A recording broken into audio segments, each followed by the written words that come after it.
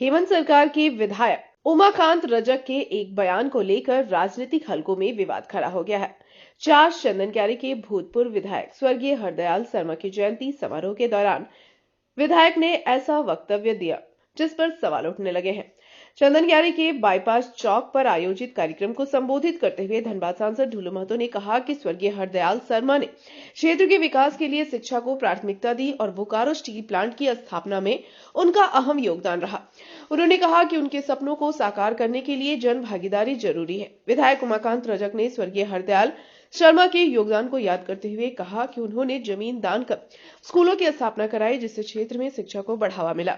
इसके साथ ही उन्होंने वर्ष 2024 से 2029 तक के बीच चंदनक्यारी को समुचित रूप से विकसित करने का वादा किया। इसी दौरान उन्होंने कहा, मैं जनता को सिर पर रखता हूं और सरकारी अधिकारी कर्मचारियों को पैर में दबाकर रखता हूं, जिस बयान को लेकर विवाद उत्पन्न हो गया है।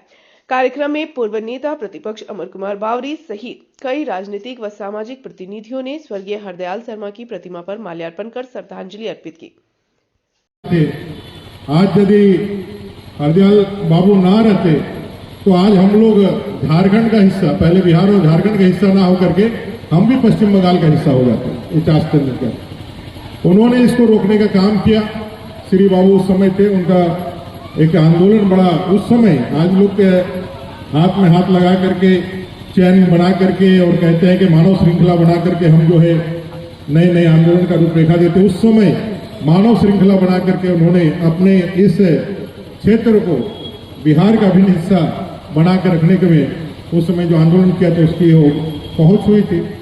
मुझे बहुत खुशी है कि जिस पद को उन्होंने देश की आजादी के बाद ग्रहण किया था, दायित्व जिनको जनता ने सौंपा था, उसी श्रृंखला में, उसी परंपरा में मैं भी चंदनक्यारी का विधायक बना और उनके दिखाए हुए मार्ग, उनके किए गए कार्यों को आगे बढ़ाने में जितनी भी हो सकी हम लोगों ने उसमें अपनी सहभागिता दी है।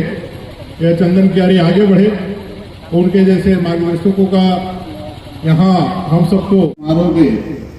उनके किए कामों को सभी वक्ताओं ने कहा कि हमारा चास चंदनक्यारी पाड़ा विधानसभा में हमारे इस चास चंदनक्यारी सबसे पहला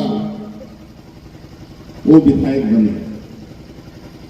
हम पहला विधायक इसलिए कह रहे हैं कि जब चुनाव हुई थी, पहला चुनाव उन्होंने लड़ा तो काशीपुर के राजा साहब से चुनाव हारे। ऐसा कि पहला विधायक बने, लेकिन हरदयाल बाबू ने जाति पाति को कभी प्रश्रय नहीं दिया।